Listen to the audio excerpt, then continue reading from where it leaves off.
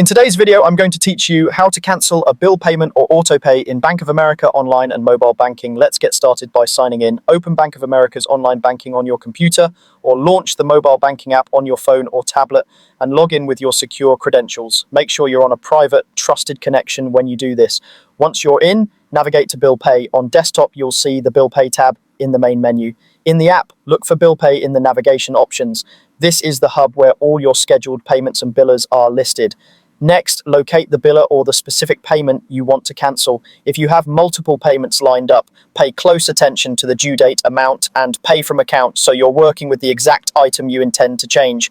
This is especially important if you've scheduled multiple payments to the same company. When you've selected the right item, choose Edit or Cancel. If you're cancelling a single scheduled payment that hasn't been processed yet, selecting Cancel will stop that one payment. If you need to tweak details like date or amount, use Edit to adjust, then save your changes.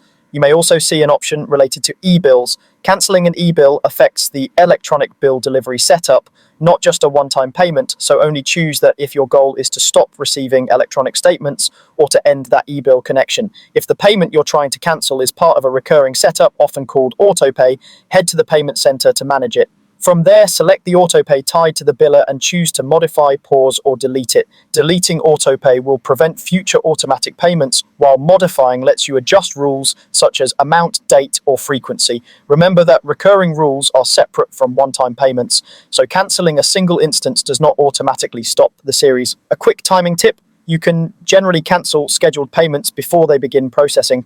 If a payment shows as processing or sent, the cancel option may no longer be available. In that case, check whether editing is allowed or plan to address the next occurrence instead. Finally, always double-check your upcoming payments to confirm the cancellation or change was successful. Review the list in Bill Pay or the Payment Center and make sure the payment no longer appears or that your autopay shows the updated status.